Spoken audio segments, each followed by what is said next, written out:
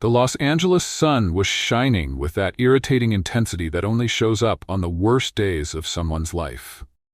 Lucy Silva was carrying a cardboard box full of belongings, balancing it in her arms while trying to hold on to whatever was left of her dignity. On top of the box, a mug that read, "Best Intern in the World," was wobbling dangerously. Ironic, considering she had just been let go from the law firm where she had worked for 3 years. Not as an intern, of course, as a legal assistant. The mug was an old gift she never had the heart to throw away. The reason for the dismissal was what her former boss called the coffee pot incident. Lucy preferred to call it the law of gravity applied to coffee. In her defense, nobody should leave a glass coffee pot so close to the edge of the table during a meeting with important clients. And also, in her defense, the scream that Dr. Morrison let out when the hot coffee hit his pants was absolutely out of proportion. It was barely warm. Almost warm. Slightly hot, at most. Lucy stopped on the sidewalk and rested the box on her hip to pull her phone out of her pocket. The screen lit up with the cruel truth of her banking app. $12.47. $12. She whispered to herself, staring at the number as if it were going to magically change. That is not even enough to buy a decent lunch in this city. A pigeon landed beside her and tilted its head as if it were also evaluating her financial situation. Lucy looked at the bird with all seriousness. "Do not judge me. You live off crumbs from tourists. We are not so different now." The pigeon flew away, apparently offended. Lucy sighed and started walking again, balancing the box and trying to come up with a plan B, C, or even a plan Z if necessary. That was when she heard the soft purr of a car engine. Probably a very expensive one. A black car, gleaming as if it had just rolled out of a luxury catalog, glided to a stop beside her. The window came down with that cinematic slowness that only happens when someone wants to make an impression. And there he was, Henry Cavendish. A navy blue tailored suit, dark brown hair combed with the precision of a Swiss watchmaker, and an expression that mixed executive confidence with a slight desperation he was clearly trying to hide. "Lucy Silva?" Henry asked with a polished voice that sounded like it had been trained at some fancy British school. "I heard you are available for new projects." Lucy stopped walking and looked at him with raised eyebrows. She knew Henry Cavendish by name. The law firm where she worked had handled some contracts for his family. He was the heir to an import empire, the owner of an impeccable posture, and according to the office rumors, absolutely hopeless when it came to relaxing. "You found out way too fast, do you not think?" She shot back, adjusting the box. "I walked out of the building literally 20 minutes ago. Let us just say I have good sources of information," Henry replied, without revealing that his personal driver had heard the news on the building radio. "May I offer you a ride? I have a professional proposal." A professional proposal from inside a luxury car on the sidewalk to a woman who just got fired. This has all the ingredients of a movie that ends badly. Henry had the decency to let out a brief laugh. He stepped out of the car, and Lucy noticed he was taller than she had imagined, at least a full head above her, and walked over to stand in front of her, his hands politely clasped behind his back. "My parents are going to renew their wedding vows in Oregon next week." He began with the tone of someone confessing a crime. "And in a moment of weakness during a family dinner, when my mother asked for the 100th time if I had found someone special, I said I was engaged." Lucy blinked. Then she blinked again. "You what?" "I said I was engaged," Henry repeated, and for the first time his perfect posture wavered by a millimeter. Family pressure can drive a man to rash decisions. "I need you to travel with me to Oregon and play the role of my fiancée for a few days. I am offering $3,000 for your time." Lucy looked at the box in her arms. She looked at the $12 on her phone. She looked at the merciless sun. And then she looked at Henry Cavendish, who was waiting for her answer with the same tension of someone awaiting the result of $1 million bid. $3,000 to pretend that you are the most charming man in the world, she said slowly, and a mischievous smile appeared on her lips. "I accept, but I get to choose the music for the road trip." "Music?" Henry frowned, as if she had proposed something in another language. "The trip, all the way to Oregon." "It's a long trip, Henry. And if I'm going to pretend I'm your fiancé, the least I can have is control of the music." Henry opened his mouth to protest, but realized he had no arguments. He nodded his head, sealing the strangest deal of his career. And mind you, he had already closed contracts involving 500 tons of Iranian saffron. The next morning, Lucy arrived at the meeting point with a worn-out backpack and a grocery bag full of snacks. She was wearing her jean shorts, an oversized band t-shirt from a band that probably did not even exist anymore, and her trusty Converse, so worn out that the left sole already had a personality of its own. Her dark brown hair was pulled up in a messy bun she called a strategic hairstyle. Henry was already there, and the first surprise was seeing him out of a suit. He was wearing perfectly pressed beige twill shorts, an impeccably starched dark green polo shirt, and leather slip-on shoes that probably cost more than Lucy's monthly rent. Even in shorts, the man looked ready for a shareholders' meeting. The second surprise was the vehicle. Parked in front of them, gleaming in the morning sun, there was a motorhome the size of a small apartment. It was white, with silver details, and it had that imposing presence of something that definitely should not be on a road with curves. "It's enormous," Lucy exclaimed, letting the bag drop in surprise. An apple rolled down the sidewalk, and a squirrel appeared out of nowhere to investigate it. "Are you sure you know how to drive this land ship?" "It's pure engineering, Lucy," Henry replied, adjusting his sunglasses with a confidence she suspected was completely fabricated. "With a little technique, we will reach Oregon in total comfort." "Have you ever driven one of these before?" Henry made a calculated pause. "Basically, nothing that a few tutorials can't fix." "Oh, wonderful. I'm gonna die in beige shorts inside a motorhome. What a glorious ending." Henry opened the door with a gentlemanly gesture and motioned for her to enter first. The interior was surprisingly luxurious for something on wheels.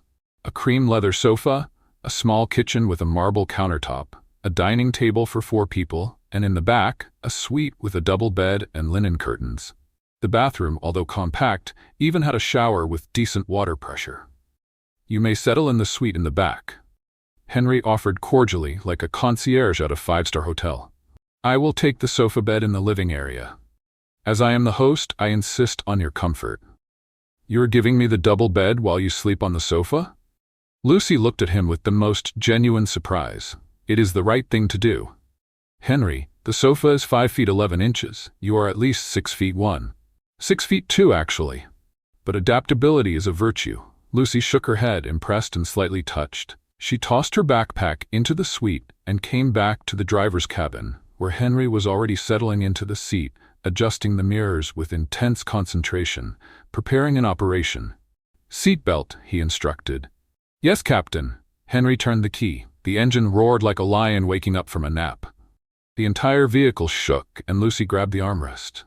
"Is this normal?" she asked. "Absolutely," Henry lied with conviction.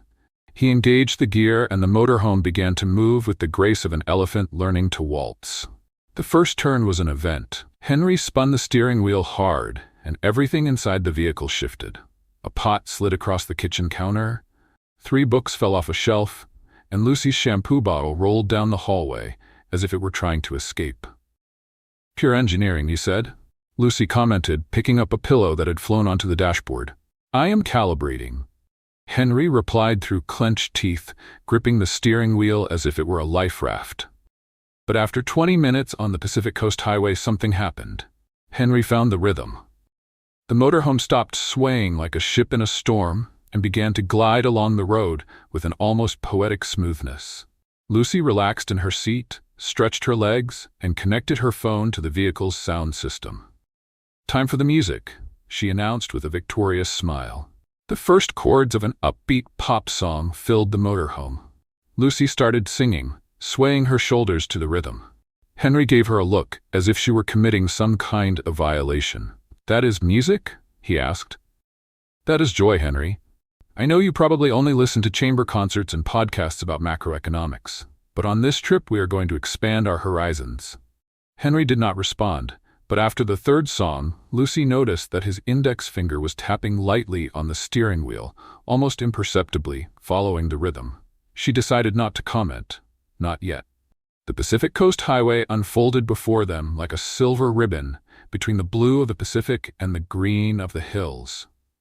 Lucy took photos of everything, of the waves crashing against the rocks, of a family of seals resting on a distant beach, of a rusty sign that read, "Next stop, adventure." She took a photo of Henry too, focused on the steering wheel with that absurd seriousness, and when he asked what she was doing, Lucy simply answered, "Documenting the expedition." Every great explorer deserves a record.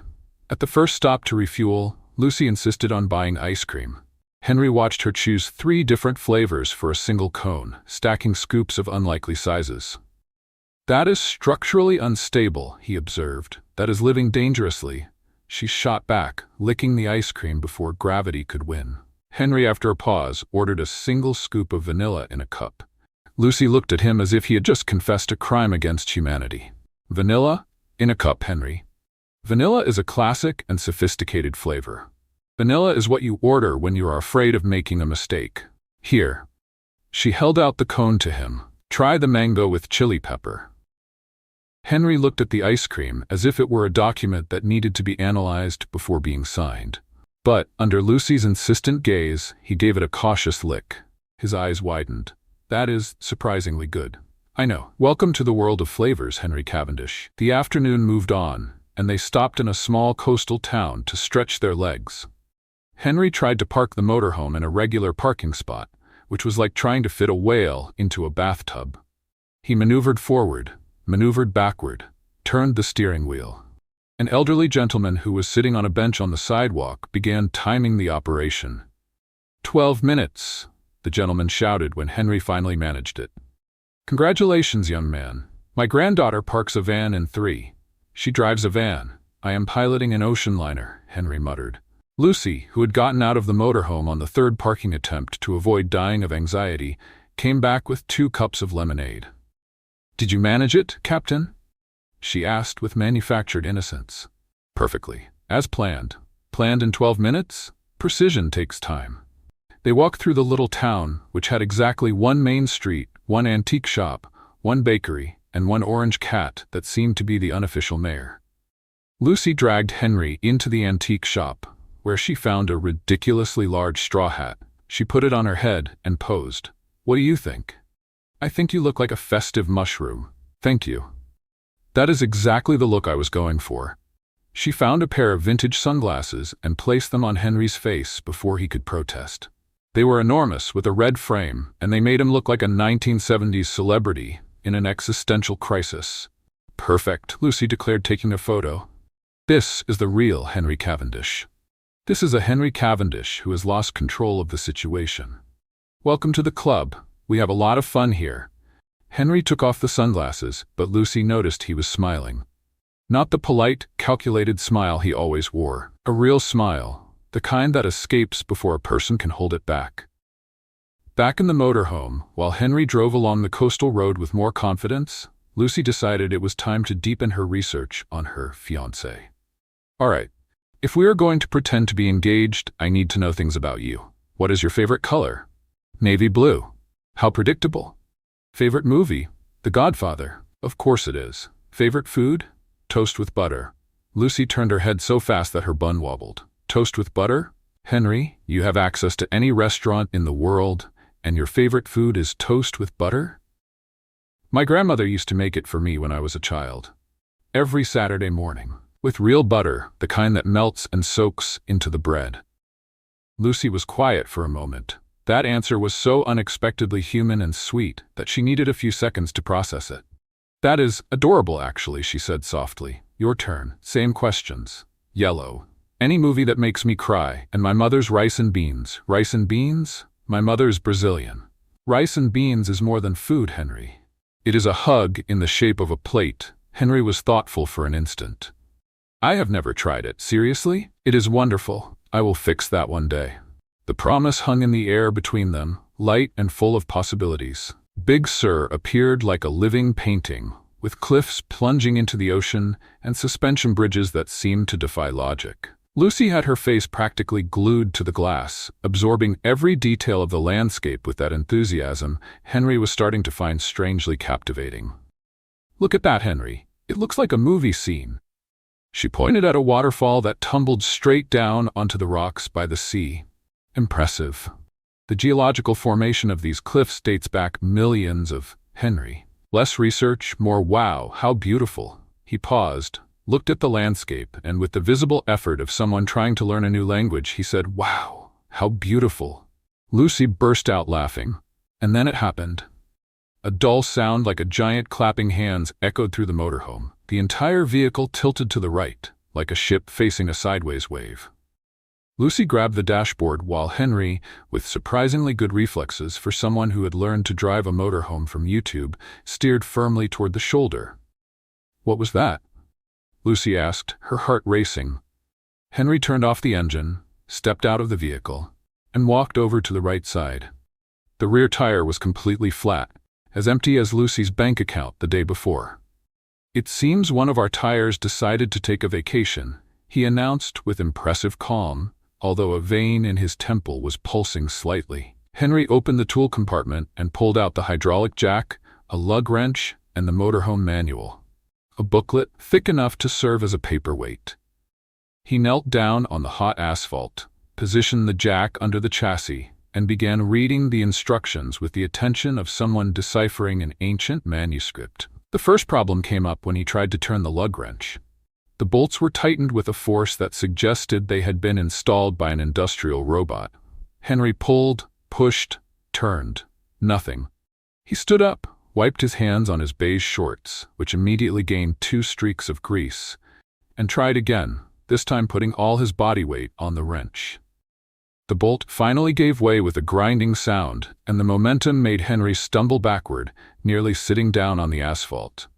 "First bolt," he announced, out of breath, as if he had just climbed a mountain. 5 to go, Lucy informed him from the top of the motorhome step, where she watched the scene with a mix of amusement and tenderness. The second bolt resisted even more. Henry applied technique, force, and when nothing worked, muttered something through his teeth that Lucy could not hear, but that probably involved some unflattering opinions about the tire manufacturer. It was on the third bolt that disaster struck. As he forced the wrench, Henry's hand slipped, and his elbow plunged straight into the puddle of grease that had formed under the chassis. He stood up and looked at himself. The green polo shirt now displayed a spectacular black stain right in the middle of his chest.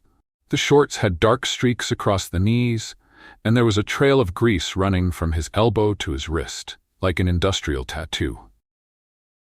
"Need a hand, fiancé?" Lucy asked, stepping down from the step with a mischievous smile that lit up her entire face. "It is more challenging than it looks in the videos," Henry admitted, wiping the sweat from his forehead with his forearm. The gesture left a perfect streak of grease on his left cheek, like a war stripe. Lucy let out a laugh, one of those crystal-clear, spontaneous laughs that make the world seem like a better place. She pulled a tissue from her backpack and walked over to him.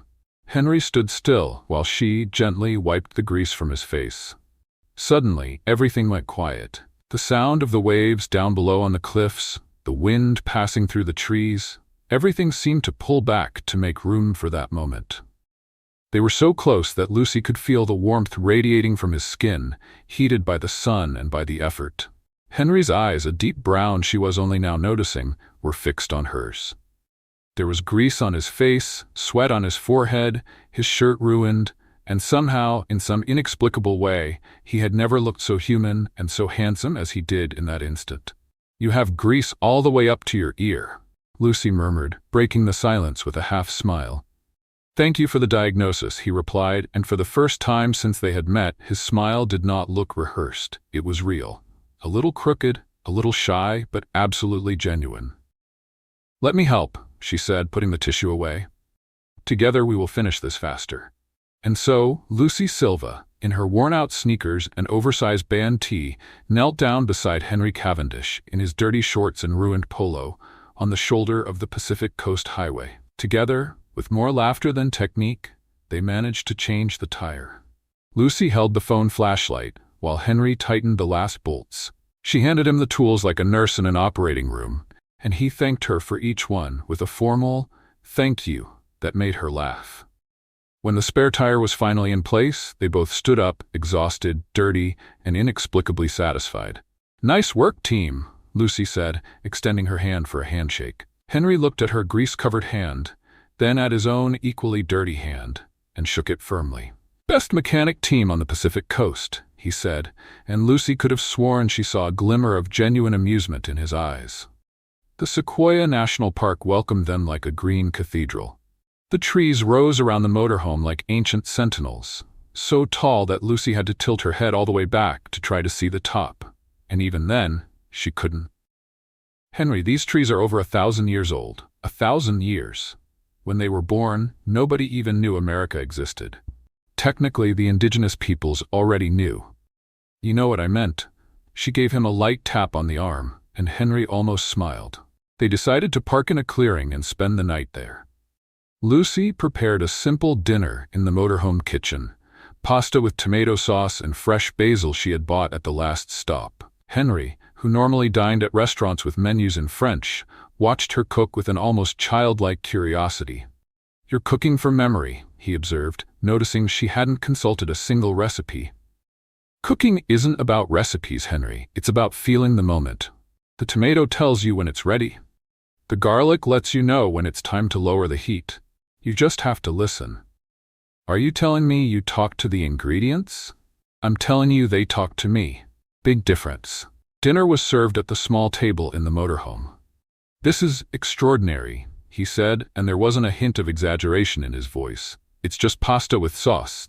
"No, it's much more than that." They had dinner talking about everything and nothing, about places they wanted to visit, about favorite foods, about the absurd fact that they were in a motorhome in the middle of an ancient forest pretending to be engaged. Lucy discovered that Henry secretly collected stamps, that he was afraid of spiders, and that his comfort food was toast with butter. Henry discovered that Lucy dreamed of opening a restaurant, that she spoke fluent Portuguese because her mother was Brazilian, and that she had cried watching a documentary about penguins. "Penguins," he repeated. "They waddle around so clumsily, and yet they cross ice, snow, everything, just to get back home. It's moving." Henry looked at her for a long moment, as if he were seeing her for the very first time. Around 10 at night, the temperature dropped sharply. Lucy, who was brushing her teeth in the tiny bathroom, felt the cold creeping in through the edges of the motorhome like an unwelcome guest. She came out and found Henry, standing before the heating control panel, pressing buttons with the concentration of someone trying to hack a security system. "The heater has decided to go on strike," Henry announced, pressing the same button for the 10th time. "It's getting pretty cold in here," Lucy commented, hugging her own shoulders. She was wearing a thin t-shirt and sleeping shorts, nothing designed to face the nighttime cold of a forest. Henry disappeared for a moment into the storage compartment and came back carrying an enormous winter sleeping bag, one of those designed for mountain expeditions in the snow, big enough for 2 people. "I found this. It's the safest way to maintain our body temperature. If you don't mind the closeness, of course. I can stay with a separate blanket if you prefer." Lucy looked at the sleeping bag, then at the cold that was starting to fog up the windows, and made the practical decision. "Henry, let's be adults about this. It's cold, the sleeping bag is huge, and tomorrow nobody is going to remember this." They settled into the bed in the suite inside the sleeping bag, with a respectful distance between them, which naturally kept shrinking as the night went on and the cold insisted. The silence of the forest was absolute, so deep that Lucy could hear her own heart beating, and Henry's too if she focused. "Henry?" she called softly in the darkness. "Yes, why all this act for your parents? Really?" The silence lasted a few seconds. When Henry answered, his voice had lost that layer of formality he wore like armor. "My parents worry about me too much. My dad thinks I work too much. My mom thinks I am going to die alone, surrounded by contracts and financial reports. And the worst part is, they are probably right. You are not going to die alone, Henry." "How do you know?" "Because you are here. You could have made up any excuse, but you chose to get a motorhome, drive along the Pacific coast, and sleep in a sleeping bag in the middle of a forest. That is not something a person who gave up on living would do." Henry stayed quiet for so long that Lucy thought he had fallen asleep. "I wanted to show them that I found someone who makes me see the world in a lighter way," he said finally, his voice almost a whisper. The way you do. Lucy felt her heart jump so hard she was sure he heard it. She did not answer with words. She just nestled 1 inch closer and felt him do the same. That night, among ancient sequoias and stars shining through the motorhome skylight, the cold went away, replaced by a warm feeling that no heater could provide. The next morning, Lucy woke up first. The golden light of dawn filtered through the motorhome skylight and painted everything in amber. Henry was sleeping next to her in the sleeping bag, with his hair completely messy for the first time since they had met. No gel, just the tousled hair of someone who slept deeply. Lucy found it so charming that she had to bite her lip to keep from laughing. She slipped out of the sleeping bag with the care of a cat and went to the kitchen to make coffee. The aroma spread through the motorhome like an aromatic alarm, and Henry appeared minutes later with his eyes half closed and the mark of the pillow on his cheek. "Good morning, Sleeping Beauty," Lucy said, offering him a mug. "What time is it?" he mumbled, accepting the coffee like someone receiving a lifeline. 7:15. The sequoias are magical in the morning. Want to go for a walk? They walked along a quiet trail among the giant trees, with coffee mugs in their hands. Lucy stopped every 2 steps to admire something: a red mushroom on the ground, a squirrel running up a trunk, a spiderweb covered in dew that sparkled like jewels. Henry, who normally walked with efficiency and purpose, learned to walk at her pace, slowly, with pauses, with attention to what existed around them. "Have you ever noticed that each sequoia has a personality?" Lucy asked, pressing her hand against the enormous trunk of a tree. "This one here seems like a grandmother, steady, gentle, full of stories." "And that one?" Henry pointed at a particularly crooked sequoia. "That one is the rebel of the family. It grew sideways just to annoy the others." Henry looked at the crooked tree and let out a soft laugh. "It reminds me of someone." "Who?" "A person who eats mango ice cream with chili pepper and talks to ingredients." Lucy opened her mouth in fake outrage and gave him a light shove on the shoulder.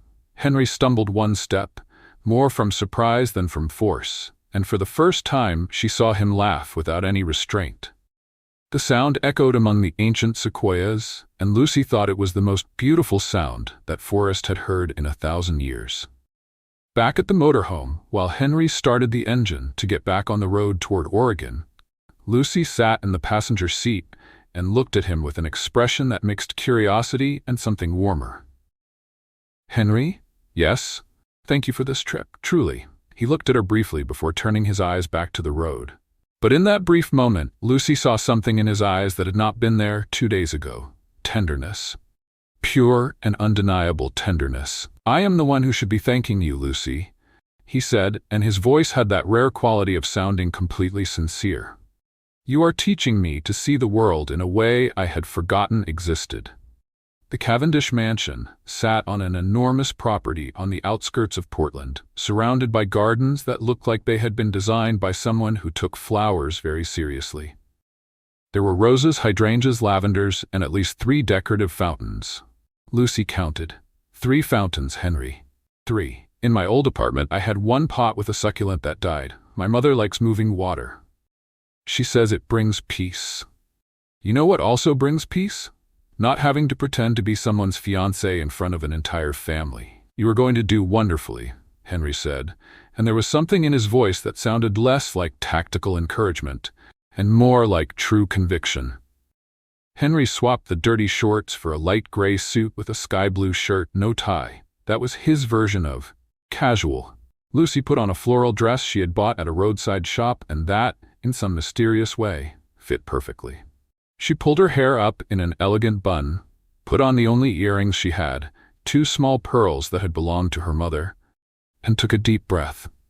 The mansion door swung open, and Eleanor Cavendish appeared like a hurricane of silk and French perfume. She was a woman in her early 60s, with silver hair sculpted into a perfect bun, an emerald green dress, and a pearl necklace that probably had a history of its own. "My son," Eleanor exclaimed, pulling Henry into a hug that he received with the stiffness of a statue. "And this must be Lucy." Before Lucy could say anything, Eleanor was already hugging her too, with surprising strength for someone who looked like she was made of porcelain. "My dear, you are even more beautiful than Henry described." And he described quite a lot, believe me. Lucy shot a glance at Henry, who had suddenly found something very interesting to observe on the ceiling. Describe, did he? Lucy smiled. I hope I live up to the descriptions. You exceed them, Eleanor assured, holding Lucy's hands and examining her with eyes that missed no detail. Henry's father, Richard Cavendish, was the opposite of his wife. Silent, observant, with a flawless gray mustache and eyes that seemed to read contracts even when they were looking at people. He greeted Lucy with a firm handshake and a respectful nod. Welcome, Lucy. Henry speaks well of you. Thank you, Mr. Cavendish. Henry speaks very well of you both, too. Richard raised an eyebrow, as if he doubted it, but said nothing. Lucy and Henry were settled into separate rooms on the second floor. Eleanor was progressive about many things, but not about hosting unmarried couples in the same room. Lucy ended up in a room with lace curtains, a canopy bed, and a view of the garden that looked like something out of an English novel. She threw herself onto the bed and sank into the mattress like someone falling into a cloud. This mattress costs more than my car, she murmured to herself. Car. I do not even have a car anymore. A soft knock at the door. It was Henry, standing in the hallway with an expression that mixed concern and conspiracy. Everything okay with the room? He asked in a low voice. Henry, there is a clawfoot bathtub in there. I am never going to want to leave this place. Great. Listen, we need to go over some details of our story. My mother is going to ask questions, a lot of questions. Relax. I'm good at improvising. That is exactly what worries me. Lucy pulled him into the room and closed the door. They spent the next half hour sitting on the floor because Lucy thought sitting on the bed would be awkward, creating a fictional timeline of their relationship. Where they met, first date, things they did together. Henry wrote everything down in a little notepad with the seriousness of someone preparing a legal deposition. First date, dinner at an Italian restaurant, Henry suggested. Too generic. First date, picnic in the park. You brought expensive wine and I brought tuna sandwiches. Why tuna sandwiches? Because it is real. And the best lies have a piece of truth in them. Henry looked at her. That woman, sitting on the floor, cross-legged, barefoot, in a floral dress with her eyes sparkling with amusement, was the most genuine thing he had ever seen. And he ran a company that sold authentic luxury goods from all over the world. Nothing compared to her. The house was full of relatives. There were aunts who pinched cheeks, uncles who told stories nobody asked for, cousins who asked uncomfortable questions, and at least 3 children running through marble hallways. Lucy navigated through all of it with a naturalness that left Henry speechless. When Aunt Gertrude, an 80-year-old woman with a hat decorated with artificial flowers, asked how they met, Lucy did not hesitate. Henry spilled coffee on my blouse in a coffee shop. He was so clumsy that I found it charming. Henry choked on the juice he was drinking. Aunt Gertrude burst out laughing, just like his grandfather. Richard Sr. spilled a glass of wine on my sister at the ball in 1962. When Cousin Theodore, a man in a tight suit with broad opinions, implied that Lucy was a social climber, she responded with a calm smile. Theodore, if I were going to climb anything, I would choose a mountain. The view is better and the company is more pleasant. The silence that followed was delightful. Henry hid a smile behind his glass. Eleanor applauded. Even Richard seemed to approve, although his face moved only a millimeter. And then came the banquet. Eleanor announced during afternoon tea that the welcome dinner would be prepared by the talented daughter-in-law, who, according to Henry, was a fantastic cook. Henry turned pale. He looked at Lucy with an expression that mixed despair, guilt, and panic in equal measure. Lucy, I am so sorry, he whispered when they were alone in the kitchen, a kitchen that, it should be said, was bigger than Lucy's entire apartment. I did not know she was going to ask that. I am going to tell the truth right now. I do not want you to feel pressured. Lucy looked at the kitchen. She looked at the ingredients. She looked at the copper pans hanging on the wall like works of art. And she felt something light up inside her, that spark that always appeared when she saw a kitchen waiting to be used. Henry, calm down, she said, placing her hand over his. The gesture was so natural that neither of them noticed. I love cooking. It was what kept me happy during those gray days at the office. Are you sure?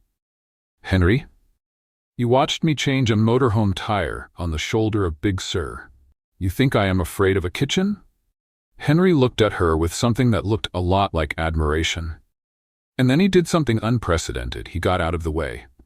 In the 3 hours that followed, Lucy transformed the Cavendish kitchen into her kingdom.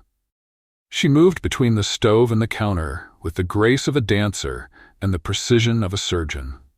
Henry was put in charge of distracting the guests, which he did with enthusiasm, telling anecdotes about the financial market that made half the relatives doze off and the other half flee to the garden.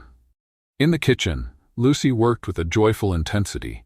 She tasted sauces with the tip of her finger, adjusted seasonings with precise pinches, and at one point hummed a Brazilian song she had learned from her mother. The aromas coming out of that kitchen were so tempting that Aunt Gertrude showed up at the door 3 times, each time with a different excuse, trying to steal an early taste. "Not yet, Aunt Gertrude." Lucy intercepted her on the 3rd attempt, wielding a wooden spoon like a sword. "Patience is the secret ingredient. Patience is for young people. I am 80 years old, dear. I do not have time to wait." Lucy laughed and gave her a thin slice of filet, which Aunt Gertrude ate with her eyes closed and an expression of pure happiness. "If Henry does not marry you, I will," Gertrude declared before leaving. Henry, who was passing through the hallway at that exact moment, heard the declaration and felt his face heat up in a way that had nothing to do with the temperature of the kitchen. In the kitchen, Lucy produced a masterpiece, a wild mushroom risotto with fine herbs, a perfectly medium filet seared in butter with garlic and rosemary, a salad with fresh greens and raspberry vinaigrette, and for dessert, a chocolate fondant with a liquid center that would make a Parisian chef cry with emotion. When the dishes were served at the grand dining table, Henry helped her carry the platters, and she instructed him on the presentation with military seriousness. A silence fell over the room. 24 Cavendish family members stopped talking at the same time, which, according to Henry, was a statistically improbable phenomenon. Richard Cavendish tasted the first forkful of risotto. He chewed slowly. His eyes, which normally expressed the emotion of a rock, widened by a millimeter. He looked at Lucy, he looked at Henry, and then he spoke, with the hoarse voice of someone who is genuinely moved. "Henry, this young woman is a treasure. I have never tasted anything so sublime." Eleanor had tears in her eyes. Aunt Gertrude asked for the recipe. Even Cousin Theodore was quiet, too busy eating to make unpleasant remarks. Henry looked at Lucy from across the table. She was flushed, with a shy smile and a sauce stain on her apron. Her hair had escaped the bun and a strand fell across her face. She was chaotic, unpredictable, loud, and absolutely magnificent. In that moment, Henry Cavendish realized 2 things with absolute clarity. First, that Lucy's talent was genuine and rare. Second, that the $3,000 he had offered were an insult. Not because the amount was low, but because what she had brought into his life was priceless. The next 2 days were a mix of farce and reality that left them both dizzy. They played the role of a couple in front of the entire family with a frightening naturalness. Lucy laughed at Henry's unfunny jokes, and he pretended he was not flustered every time she held his hand. The problem was that neither of them was pretending anymore. At least not entirely. On the morning of the 2nd day, while they were having coffee on the terrace overlooking the garden, Eleanor sat down next to Lucy with a cup of tea, and that smile that mothers use when they are about to ask dangerous questions. "Lucy, dear, how did you win over my son? He has always been so proper." "Proper is a loving way of saying rigid," Lucy joked, and Eleanor burst out laughing. "Exactly. He was the kind of child who organized his toys in alphabetical order, at 5 years old." "That doesn't surprise me one bit," Lucy laughed. "Eleanor, the truth is that Henry is one of the kindest people I've ever met. He just hides it under many layers of formality." Eleanor held Lucy's hand and looked her in the eyes. "I know, dear, and that's why I'm so happy he found you. You pull him out of those layers." Lucy felt a lump in her throat. Not from sadness, but from guilt. That woman was sincere, loving, and trusted her. And everything was a lie, or was it? That same afternoon, Henry went through a similar situation with his father. Richard called him for a walk through the garden, which, in Cavendish language, meant a serious conversation. They passed by the rose bushes in silence for almost a full minute because Cavendish men apparently needed an emotional warm-up period before talking about feelings. "I saw you teaching Lucy how to play cricket this morning," Richard began. "She wanted to learn. She's curious about everything. She hit Theodore in the head with the ball. That was an accident," she apologized while laughing. "It was a funny accident." Richard almost smiled. "Almost. This girl is different," Richard said without beating around the bush, stopping in front of a stone bench. "Different how?" "Truly different, Henry. The others you brought here were an act. This one is not." Henry stopped walking. "You knew? I'm your father. Of course I knew. But this time, you look at her differently. You look at her the way I look at your mother." Henry stayed silent. There were no legal, financial, or logical arguments that could counter what his father had just said. Because it was true. Somewhere between the flat tire in Big Sur and the mushroom risotto, Henry Cavendish had fallen in love. And he, who planned everything, had no plan for this. "What do I do, Dad?" Richard Cavendish, a man of few words and even fewer visible emotions, placed his hand on his son's shoulder. "The same thing I did with your mother. Tell the truth, all of it, and hope that she finds you as extraordinary as you find her." The vow renewal ceremony took place at sunset, in the mansion gardens, under an arch of white flowers that Eleanor had personally supervised. Light wooden chairs formed perfect rows, and paper lanterns floated among the trees like domesticated fireflies. The string quartet played a soft melody that made the air vibrate with an almost tangible sweetness. Lucy and Henry sat side by side in the second row. Lucy wore a long peach-colored dress that Eleanor had insisted on lending. "From my single days, dear, and it looks much better on you than it ever did on me." And Henry wore a dark blue suit that, for the first time, didn't look like armor. It just looked like clothes. He was different, and Lucy knew it wasn't because of the suit. It was because of everything that had happened between the sidewalk in Los Angeles and that garden in Oregon.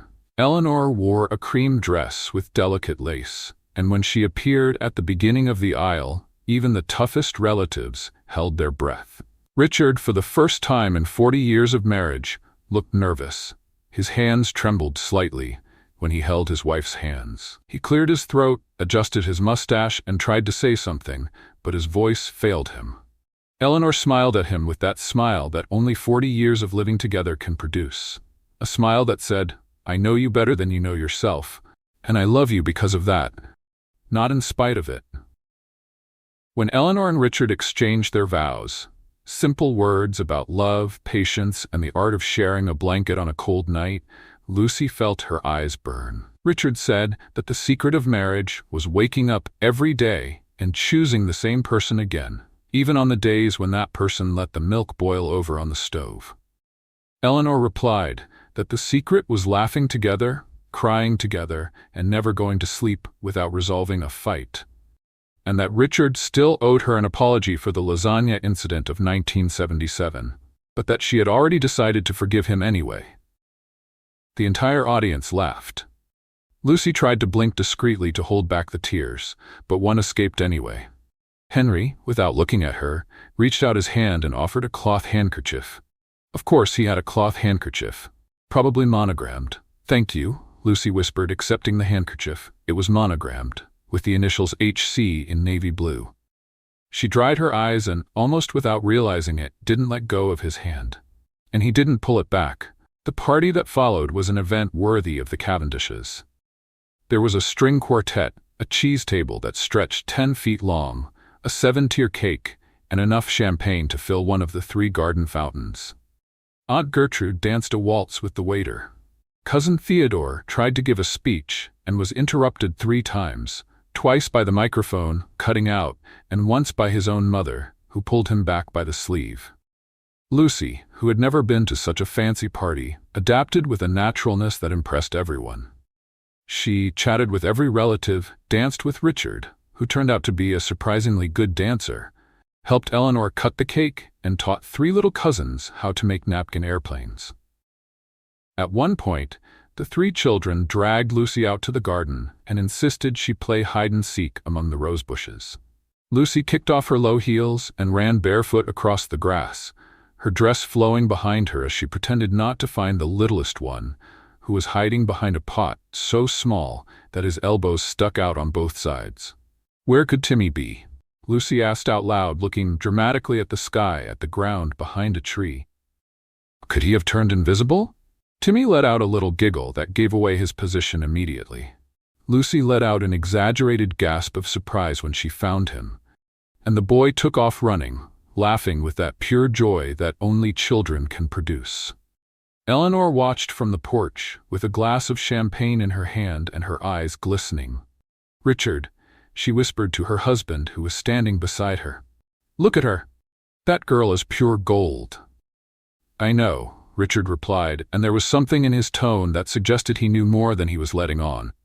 Henry watched her from a distance, leaning against a garden column, with an untouched glass of champagne in his hand. His younger brother James, who was basically Henry, but with a sense of humor, appeared beside him.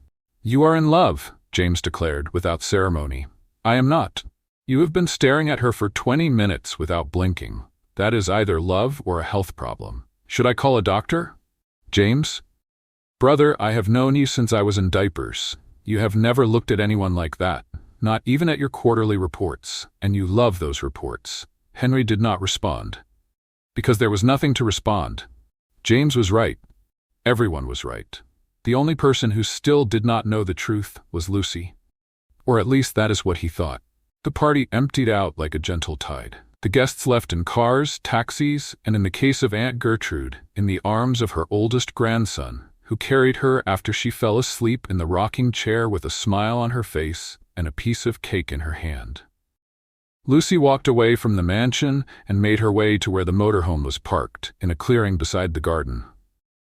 The enormous vehicle, which days ago had seemed like a metal monster, now felt familiar and almost dear to her, like an adventure companion that kept secrets. She sat on the step by the door and looked up at the sky. Oregon had too many stars. It was almost unfair. Soft footsteps on the grass announced Henry's arrival. He had taken off his jacket, rolled up his shirt sleeves to his elbows, and loosened his collar, the most relaxed version of Henry Cavendish that Lucy had ever seen. He stopped in front of her, and the moonlight cast soft shadows across his face. "May I sit down?" "The motorhome is yours," Lucy replied, moving over a little to make room. He sat down beside her on the step. For a moment, they stayed in silence, looking at the stars. The string quartet was still playing in the distance, a slow melody that drifted through the trees like a secret. Henry pulled an elegant envelope from the inner pocket of his shirt and held it out to her. "Here is what we agreed on," he said. His voice was steady, but Lucy noticed that his hand hesitated for a fraction of a second before handing it over.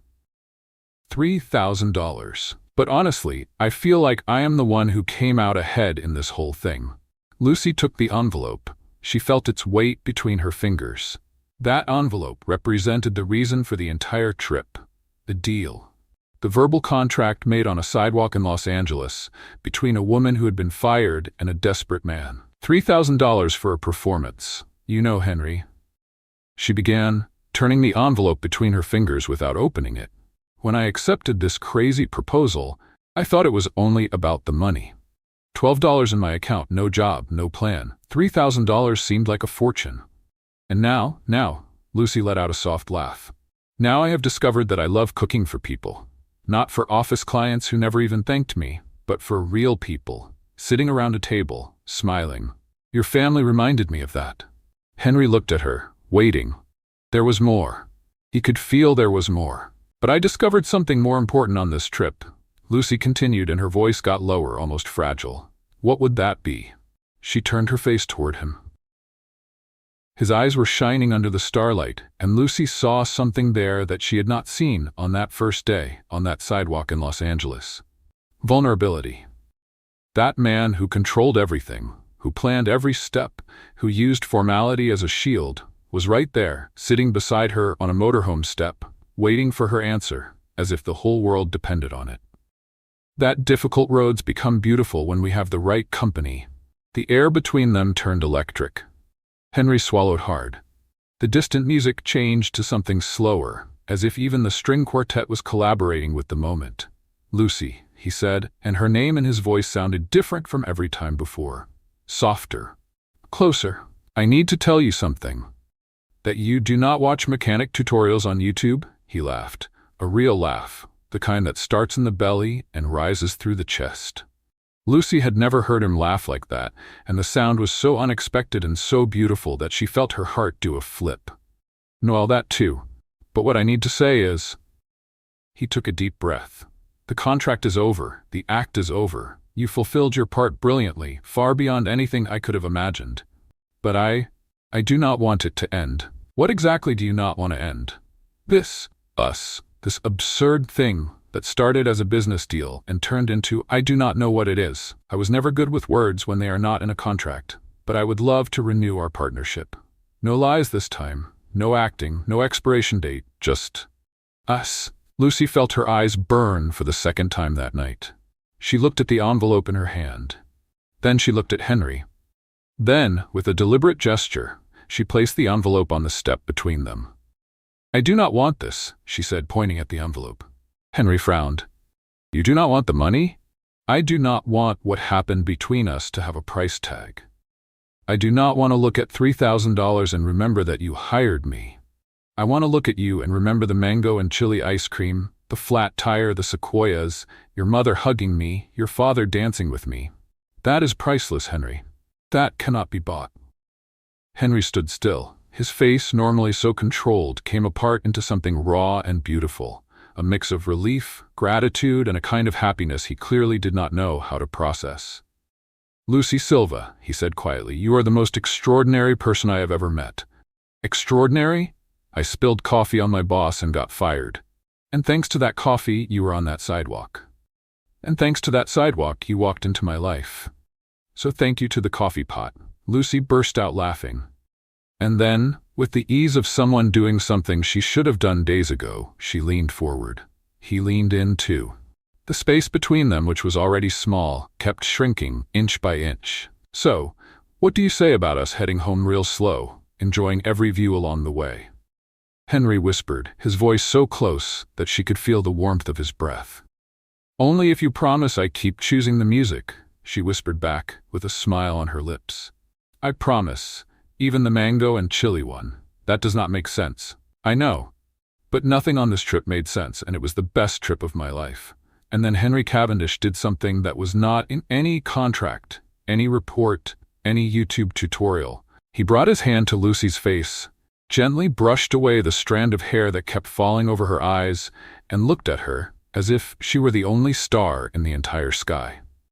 Lucy held his face between her hands, those hands that had changed a tire, chopped garlic, made napkin airplanes, and held his without either of them asking, and pulled him close.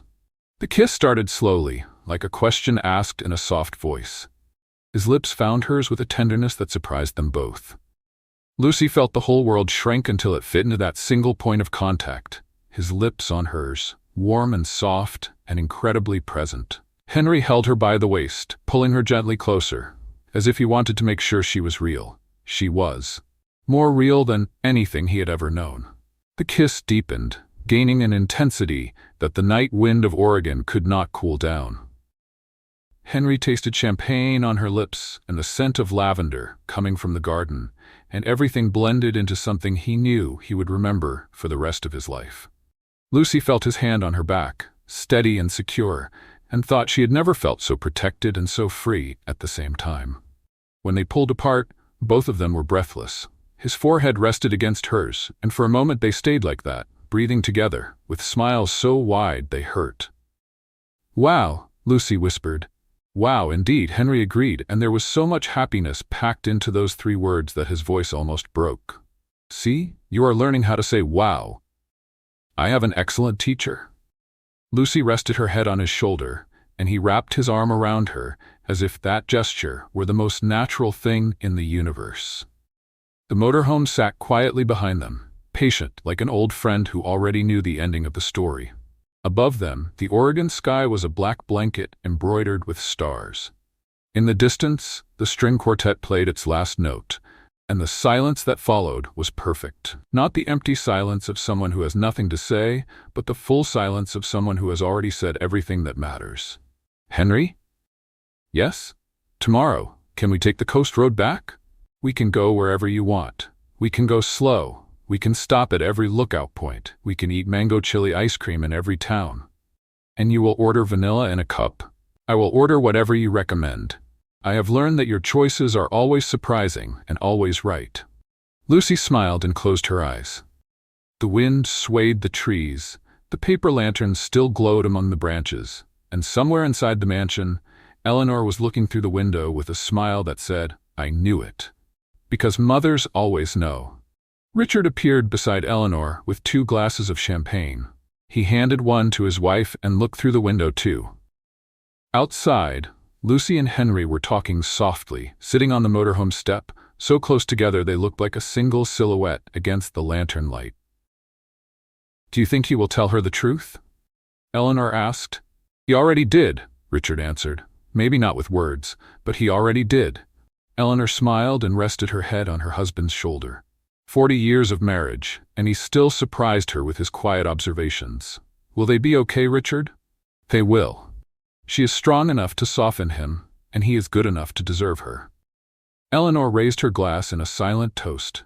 To their son, to the daughter-in-law who had started as fiction and become the best possible reality, and to the wonderful chance that brought them together. And so, under the starry Oregon sky, between 3 decorative fountains, and a motorhome with a spare tire that already had a story to tell, Lucy Silva and Henry Cavendish sealed the beginning of something that no contract could define, and no amount of money could buy. A story that began with $3,000 and a flat tire. And that, like all the best stories, had no expiration date. The motorhome waited patiently for the next adventure. The spare tire, which was now an official member of the crew, spun happily on its axle. Lucy's playlist was already loaded on her phone, ready for the trip back. And somewhere along the Pacific Coast Highway, an ice cream shop sold mango chili to brave tourists, without knowing that flavor had changed the lives of 2 people. The next morning, Lucy and Henry would climb into the motorhome one more time. He would turn the key with more confidence. She would connect her phone to the speakers. Pop music would fill the vehicle, and Henry this time would not pretend he did not like it. He would sing, off-key of course. But he would sing, because Lucy had taught him that life does not need to be in tune to be beautiful. It just needs to be lived with someone who makes the journey worth it. The end.